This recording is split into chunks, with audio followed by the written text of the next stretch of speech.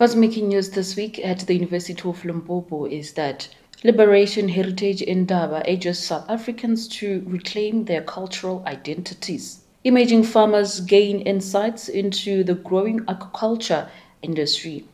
The University of Limpopo steps in to support grade 12 learners ahead of their final examinations. And for your sports, the aerobics team participates in the Soweto Marathon. These are some of the headlines for this week. Thank you for joining us. You are watching Inside You Almost. Then itumelo wa kadipela.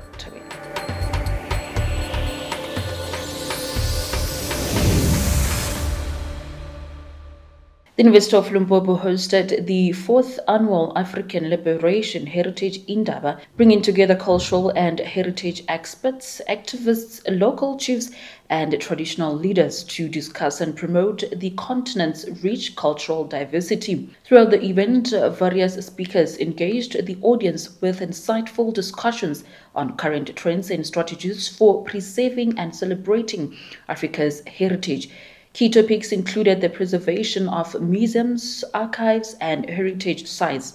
Distinguished guests included former Member of Parliament Baleka Mbete, author and historian Udumo, as well as representatives from renowned heritage institutions such as Robben Island Museum and the Nelson Mandela Museum, among others. Our reporters Ruben Mage and Gifilwe Ramudla were on the ground to cover the event. We are now joined by Mr. Khomeswana, who is the Executive Director of Marketing and Communications here at the university, to just also give us a highlight of the Indaba and also let us into what has been mentioned earlier on in the conference, that the University of Limpopo is declared as one of the three heritage sites in the province. Let us into it. How did it come about? Yeah. As we know, there's already 2 million rands that has been invested in the project. How far are we, and the significance of having such a site? Yeah, it's 2.8 million that will be invested. It has not been invested yet, but a decision has been taken. So the heritage sites in the what they call the resistance and liberation heritage route, which means they are following the history of the struggle against apartheid and the struggle for liberation. Mm-hmm. Any place in Limpopo that had a role to play in that, and the university was the site of the anti-apartheid struggle. You know that SASO was founded here, the inaugural conference in 1969. You know that the Viva Frelimo rally was held in 1974. You know that during the 76 riots, there was a lot of activity. Lots of ANC and other movements, underground structures, military operations happened here. 1990 was also not lost on us. So the essence, and we were occupied by the soldiers for 3 years. That shows you just how much of a role the university played. So this project of declaring or proclaiming heritage sites is to commemorate or memorialize such areas. Yeah. At the university, there are many sites that will be identified. Tiro Hall is one of them. The recreational hall where Tiro made the speech in 1972, the student center, the new cinema hall, the house number 1 where the vice chancellor used to stay, the memorial garden, the Tiro Memorial Garden next to the library. We also have the pond, the Sovenga Hill. There are many sites that, and the fig tree on the golf course where the meeting in 1956 happened. So that's where and the old library, of course, and Trafalgar Square. So these are the sites that will be heritage sites to make sure we memorialize the history and the role of the university. Yeah. The Indaba itself managed to pull or attract, some high-profile figures. We've seen Baleka Mbete giving us a speech. Just give us key highlights of some of your takeaways from the Indaba. What it tells you is the power, is the pull of the university. The fact that the Nelson Mandela Museum trekked all the way from Mthatha in the Eastern Cape to come and have the event here. First of all, it's celebrating the fact that Madiba is a former chancellor of the university, but most of all, it makes you aware. Remember, Madiba asked that when they build the Nelson Mandela Museum, they should not celebrate him as a person, but the struggle against apartheid and the things that happened, the movement, the principles. So the university is part of that. because it's always been part of the resistance. And that tells you why the Nelson Mandela Museum is willing to come. But you saw traditional leaders, Hoshigadi Rapatlelo from Mopani, you saw it should have been the leaders of the traditional Contralesa in Limpopo, Department of Sport, Arts and Culture itself as a partner, Polokwane Museums, Iziko Museums, the Freedom Park Memorial, and a whole lot of other things. That it just shows you just how much of an appeal the university has in the sense of the heritage of the country. Well, Mr. Khomeswana, thank you very much thank you for your insights. Thank you. It's been a pleasure. Right. Thank you. That was Mr. Khomeswana giving us a highlight of the Indaba itself, and also leading us into the importance of having the University of Limpopo being declared as one of the 3 heritage sites in the province with an investment of 2.8 million. And he also mentioned that, some prolific figures who were here, Balagambete, and some of the Mahoshi were invited and graced the event, showing that the University of Limpopo is positioning itself as one of the key locations or key institutions that promote heritage and culture. From me, Ruben Maike, thank you. And now I'll be joined by one of the students who was also part of the 4th Annual African Liberation Heritage Indaba. Greetings and welcome. Thank you so much for having me. Thank you. Can you tell us who you are and the field that you are in? My name is Fotani Felicity and I'm doing honors in sociology. So what drew you to attend this 4th Annual African Liberation Heritage Indaba? It's all about our culture as Africans, just embracing the culture, who we are, it's just mainly all about that. So can you tell us about what you have learned from this program? What I've learned is that, as Africans, I believe it's the former president, she said that as Africans, we need to embrace our culture. And then she also gave example of, Indians and people in other countries that, those people, they are people that have come to the point that they want to embrace who they are. And even us as Africans, we need to come to the point where we're going to embrace our essence, who we are as Africans. Okay, thank you, ma'am, and have a great evening. Thank you so much. Thank you. That was the student from the University of Limpopo giving us an insight on what the African Liberation Heritage Indaba has contributed to her. And for Inside Dual News, I Kifile Ramudla. Thank you. Thank you, Kifilwe and Ruben, for that report. Let's take a break. We will be right back.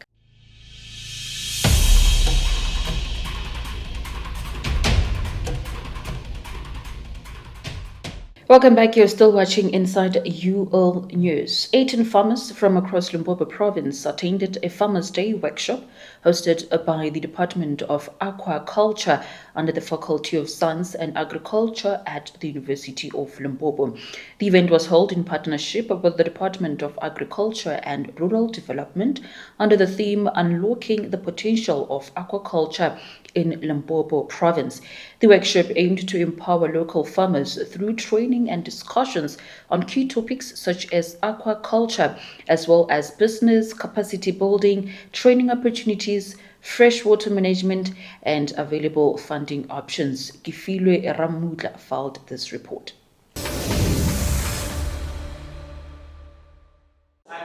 Thank you, student. Today we are live at the University of Limpopo Aquaculture Research Unit, where we are part of the workshop program about sustaining the aquaculture in the province. And now I'll be joined by the HOD in the University of Limpopo under the Aquaculture Research Unit, Dr. Apalo. Doctor, welcome. Hello, thank you for having me. Thank you. For the benefit of those that are still emerging, kindly give us key discussing points on how to sustain aquaculture in the province. Okay, from all the speakers, we have identified that they need to identify the proper fish species that they want to culture based on the environment in the Limpopo because it's hot. So currently what we are farming at aquaculture is Oreochromis mozambicus, it's a tilapia and catfish. They are warm water, freshwater species, so they grow faster in Limpopo province. So how will this initiative strengthen collaboration and partnership with government, farmers and industry? Okay, so we have, I saw that there's a gap between the farmers and academic research and the government. So through the government, we want to assist the farmers and also make sure that we bridge the gap, and so that we can develop our research projects based on the need of the farmers. Because if we don't conduct research that is going to assist them for the development of aquaculture, they will just do it and then it will never be productive. So we want aquaculture to be success and sustainable in Limpopo. Thank you, Doctor. Have a great day. Thank you so much. Thank you for your time. That was Dr. Rapalo from the Department of Agriculture in the University of Limpopo. And now I'll be joined by the two farmers who are present in the program. Greetings and welcome. Thank you very much. Thank you. Can you tell us about yourself and the kind of farming you're both venturing in? My name is Tompani Godfrey Moyo from Messina. I'm in aquaculture, tilapia farming. My name is Onika Spanyoni. I'm the founder and CEO of CHORAL Corporation. We are an aquaponic farm based in Ramatlala, and where we practice aquaponics to mitigate climate change. So from the workshop, what have you learned? What have you adapted? From this workshop, I think there's been a need for such a workshop, because really we were doing things without much of the knowledge, but such workshops opens our eyes and make us understand how to do this aquaculture thing so that it becomes profitable. Well, from this workshop, I can certainly say that we have gained so much exposure in terms of the support that is available for aquaculture farmers, so that they do not have to go and walk this journey alone. But what's most importantly is also the training that is available to transfer skill for aquaculture farmers from small scale to commercial. So can you tell us about the challenges that you face in aquaculture, and how will this program help you so that you can sustain them? Okay, yeah, the main challenges which we are facing in the project which I'm in is the issue of the inbreeding, the way the fish breeds, and how to manage them in a pond. And with this program now, it has been clear to us that we need to manage it differently by separating them, male and female. And I think this is going to help us a lot in terms of making a profit going forward. Well, from this program, what we can certainly say that we have learned is just the amount of training that we will be able to transfer back into our rural community. This allows us to sustainably grow, because we will not only be able to train the people there, but we have support from various department stakeholders that will allow us to scale, so that we can then adopt the people that we have transferred the skill to sustainably continue growing our aquaculture venture.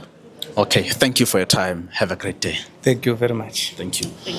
And there you have it, viewers. Those were two farmers giving us an insight on how to unlocking the potential of aquaculture in the Limpopo province. For Inside UN News, I Kifile Ramuti. Thank you. Thank you, Kifule, for that report. Now, in other news, the University of Limpopo's Residence and Administration Department has partnered with 4 high schools in the Dimamo area to provide grade 12 learners with sleeping mattresses during their study camps in preparation for the final examinations. This long-standing annual partnership is widely appreciated by the schools, as it offers much-needed support, particularly for disadvantaged learners who camp at their schools to study in a safer and more conducive environment during exams. Our reporter Ruben Mage visited some of the schools to hear from both teachers and learners about the impact of this initiative. Thank you in studio. 25 beds, as you can see behind me, have just been delivered here at Mawangwana High School. Right now, as you can see, I'm joined by Dr. Mujaji, who is the principal here at the school, to tell us more about how she feels and how is this going to be helpful to the school. Ma Dumela. Tobela, Papa.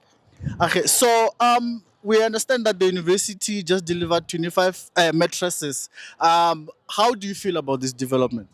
I'm so ecstatic, to be honest, because I know that it's going to help about 50. It might be 25, but my learners will share. One mattress will be for 2 learners. Our community, which is Makanye and Men's, is very, very impoverished. Many of our learners, as they are coming to the camp, they don't even have just a small mattress. Hence, I organized it that the university can have an outreach program by at least loaning us these mattresses. It's not for the first time. It happens annually since 2018. Yeah, we understand. The mattresses came here because the learners here to school, especially the grade 12 learners who will be starting with their examinations. How do you think it's important for the learners to be camping here at the school as they prepare for their examinations? To me, honestly, it has worked for me. Like I indicated before, when I joined the school in 2017, the previous year, the school's performance, grade 12, was at 20%. Ever since I initiated the camp program, now our school, as it stands as of 2024, performed at 90.3, of which we're expecting to rise up to go to 95 this year in terms of metric performance. It's really, really helpful for the school. Yeah, so lastly, as you mentioned that it's not the first time you have this kind of a relationship with the university. So particularly tell us about the impact that this has, the relationship that you have with the university and going forward. I always tell my learners that you cannot be next to the university and not go to the university. Them camping here, it makes it possible for them to go to the university. As I'm speaking now, 75% of our learners who achieved bachelor passes last year, they are at the university, of which I'm expecting that even this year, because we cannot expect our learners from this impoverished community to go as far as UJ, University of Cape Town, whereas they've got university next to them. This university serves an important role to the entire school community. It may not be Makongwana alone, but for sure the schools in Mankweng are really benefiting because of University of Limpopo. I can add, we once had a program last year organized by University of Limpopo where our learners camped at Northern Academy, and the performance of the circuit improved based on the program from the University of Limpopo. Well, Ma, thank you very much and thanks for your time. Thank you so much. Yeah. So that was Dr. Mujaju, who's the principal here at Mahongwana High School, appreciating the initiative that the university has taken in terms of donating the mattresses as they prepare for the grade 12 examinations for 2025. We are now at Ramashobotla High School, where another batch of 25 mattresses has just been delivered by the University of Limpopo. With me, I'm joined by the principal of the school and also Elena, just to tell us and get the feel on how they feel about this initiative. Ma Raleba, thank you very much. And we understand you have a very big schedule and the exams are about to start. Right now, what we see is that the university has just delivered the mattresses just to help the school also with the preparations of the examinations. How do you feel about this? Yeah, thank you very much. And I would like to say thank you, University of Limpopo, for assisting us with the mattresses. We feel very honored, and we know that those learners who are not privileged, they will be assisted with the mattresses. Yeah. So, is it the first time this kind of initiative happens? And what do you look forward to in the future? No, it's not for the first time. They used to assist us every year. And we know that when they have assisted with the mattresses, these learners feel that they are having support from all the corners of Limpopo, even the universities assisting them. And we can assure you that every time when we get this type of assistance, our learners work very hard and we produce better results. Yeah, lastly, how do you think it's important for students or the learners to camp here at the school at this time of the year?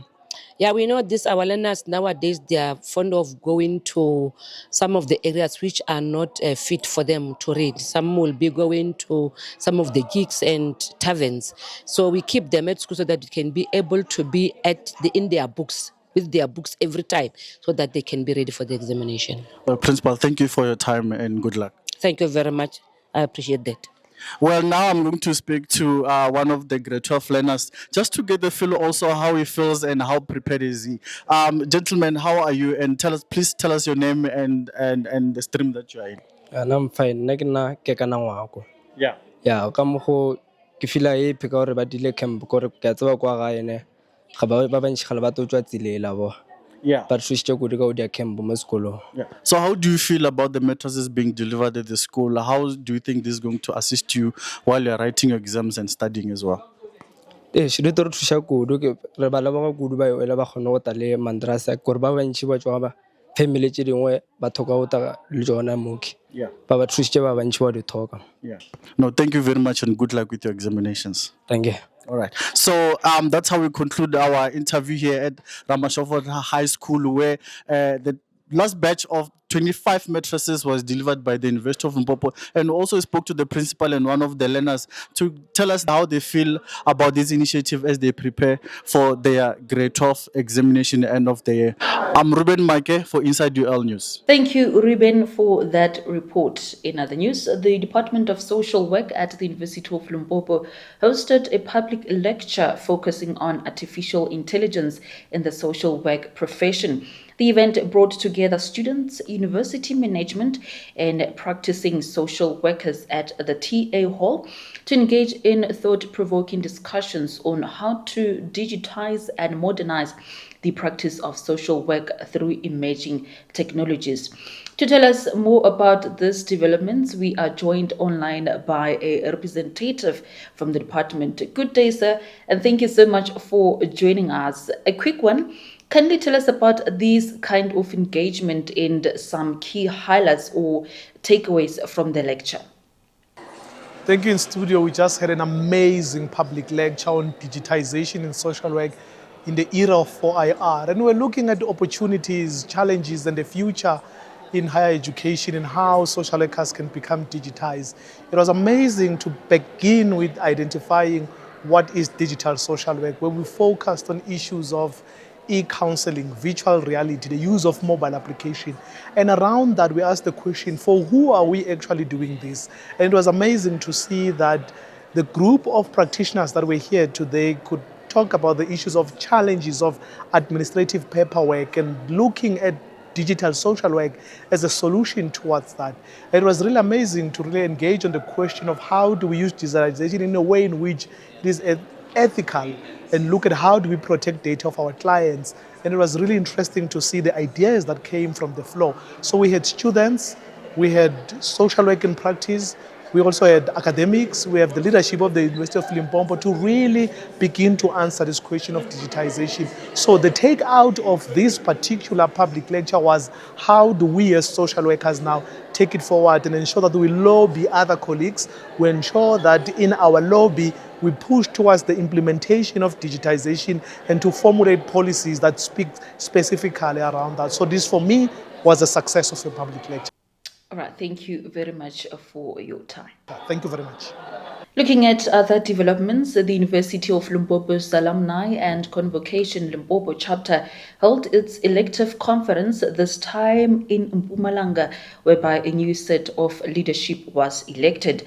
Mr. Lekoko Nkadimeng retained his position as chairperson and Mr. Vusi Maluleke as treasurer and previously served as additional member. Some of the new names include Mr. Elias Machura as deputy chairperson, Secretary Rabi Mashabela and additional member Miss Wendy Makhabu. Tabise Ngobeni filed this report.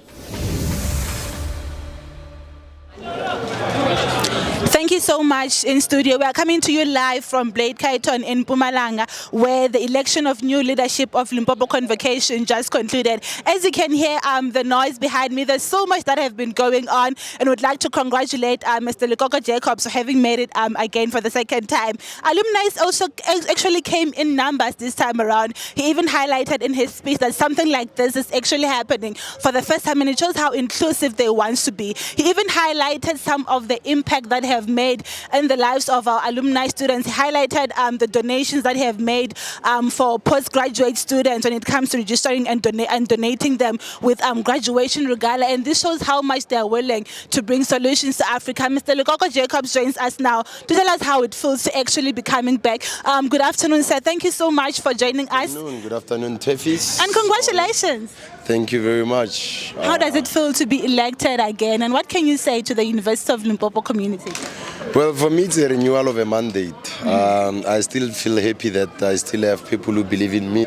These are just not elective conferences. It's a good platform for alumni to network, meet, reignite lost relationships, connections, share expertise, industry knowledge, and then exchange and pour from each other's cup of knowledge. But this is a great platform for all our alumnus, and they must engage in alumnus affairs. We want to grow the alumni community because it is through that we are able to help one another, because it is only those who are a product of your own environment who understand your problems. So TEFLOP problems, TEFLOP solutions. Okay, for someone who's been running the program for the past 3 or 4 years, what improvements do you think can be done, and what can you promise our alumni going forward? Our recruitment of alumni is holistic. It's like we are just looking at the generic population of alumni, but we need to categorize it, have it in classes: 1970, 1980, 1990, early 2000, then us and us and us and us. Because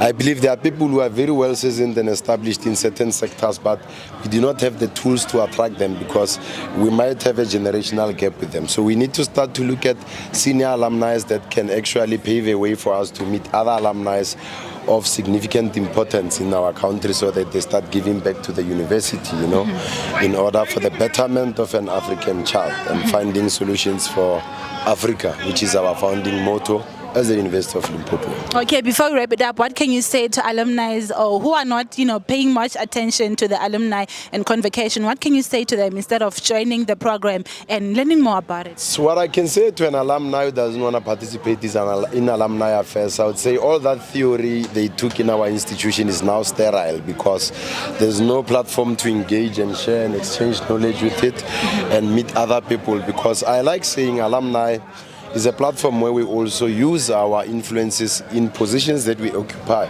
Because certain companies have discretionary fund allocations for bursaries and donations. So that is where you get to see some of your new students, and you see the generational gaps and the challenges that you have at that time. We can even influence the allocation of the discretionary bursary funds in our institutions or companies to better our university. Thank you so much for joining us, and congratulations once more. Now it's Mr. Vusimaluleke. He is actually our treasurer for 2020-25 going on. Congratulations. How does it feel to be elected? No, thank you very much. It is very pleasing, and we are so happy, and I'm sure you might have seen inside the hall that the collective was happy. The alumni who have entrusted us with a responsibility to lead them, go out there, look for funds, and continue to plow back to the institution or our alma mater. So it is an overwhelming feeling overall. You spoke about the alumni being happy. What do you think sets you apart from other contestants? I would say they got a taste of what we can do during our tenure. As you might know, that I was an additional member for the previous term. So I would say we were very active. We were very active in the life of our alma mater, and we tried our level best to ensure that postgraduate students are well taken care of in different areas. We have done so many programs, from your sanitary towels campaigns, donation of laptops, bursaries to various students who are still faced with challenges. Yes. So what can you say to our alumni? What I can say to our alumni is that let's join forces. Let's join forces. If you are somewhere at a corner and you know that you have influence, bring that connection that you have to our alma mater. Let's join forces in ensuring that a black child, previously disadvantaged black child, is well taken care of.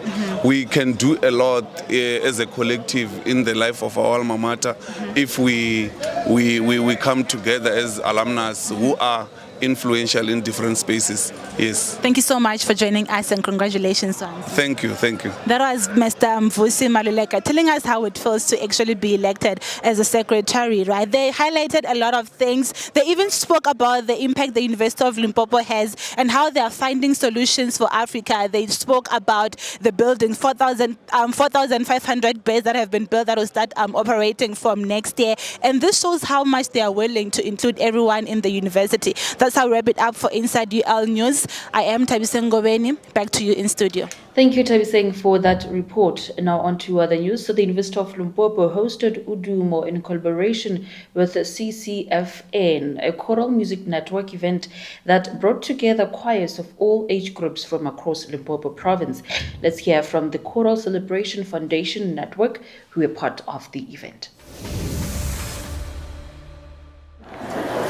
G'day, my name is Alta Marie. I'm from the Choral Celebration Network Foundation.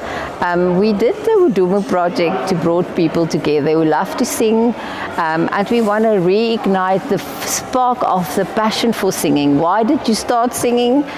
Singing with people really changed your life. After a while of singing, people's heart speed starts to align, and it brings joy, and it's a really important part of mental health. So for us to bring this here and to have this incredible choirs here, Polokwane, your choir societies are incredible. You can be very proud. My name is Marissa von Mollendorf. I was so privileged to be a part of this Udumo festival this weekend. It's my first time to Polokwane and to Limpopo, and I absolutely was blown away by everybody's energy and by just how these people love choir singing and how their passion just shines through them. So I had the privilege to work with the men's choir. I had everybody from the primary school boys, high school boys, university students, and then even some older gentlemen that sang with me. We sang Danger Zone from the movie Top Gun, and wow, what an experience. That's all I really, at this stage, it's just after the concert has ended, and at this stage I can really tell you that I don't even have words to describe what awesome things happened here on stage tonight, not only with my item, but with all the items we saw on stage tonight. It is clear that Limpopo is the province to be if you love choir singing. This building we are in, the venue of the university, wow, what an honor, what a privilege. Thank you so much for me to be a part of it. Thank you so much for all of you guys being involved. Thank you to all the choir singings, to CCNF. CCNF is doing wonderful work for choirs right through the whole of the country. And what more can I say? Udumo. The event formed part of the university's community engagement initiative aimed at promoting cultural expression and unity through music. Professor Thabe Matsebetlela, choir conductor for the UL Choiristas, praised the event as a great success, noting that it united people from different walks of life through the power of song. This is the Choral Music Network. It happens in all the 9 provinces. We are thankful for Ccnf for bringing this to Limpopo. This is part of our community engagements. Choirs of all ages, from the children to the pensioners that are over 60 years old, to the youth in the middle, coming together from different cultural backgrounds, from different schools, to sing together as one unit, sharing our songs, sharing our cultures, and inviting the best choral masters in the country, from all the different regions around the country, to come and share with us their expertise in music. Our university choir, the University of Limpopo Choristas, was part of this, and the music was beautiful. They shared with us their talent. They learned from the conductor masters, the master conductors that were here, sharing this with everyone from the young to the old. The music was awesome. The Udumo anthem was something else. From the music of the children to the old, this was a true intercultural, intersocial interaction. Music was more than just singing. It brought different minds, different cultures together into one spirit, making what was a phenomenal phenomenal, interdisciplinary, interdenominational, interfaith, inter-age groups into one unit, showing that music can bring together people to work together as one unit.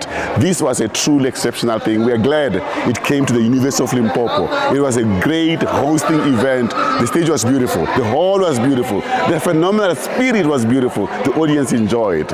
Choral Music Network, we are happy that finally Udumo came to Limpopo and we really enjoyed. Thank you very much. Let's take another break. We will be right back with your sports update.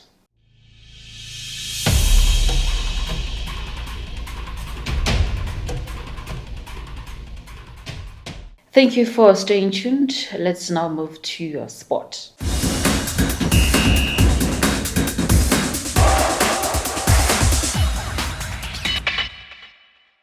The aerobics team has performed in a Soweto marathon in Naledi Community Hall.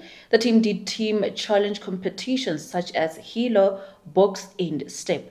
The team used the competition as a platform for showcasing their readiness to participate in this year's University Sport South Africa Games.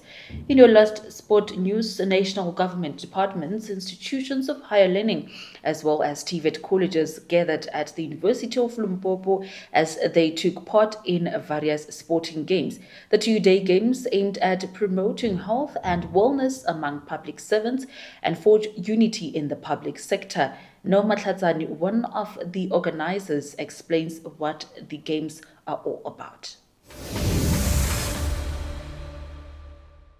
Kineo Matlatsani, the PRO of the NPSSE structure.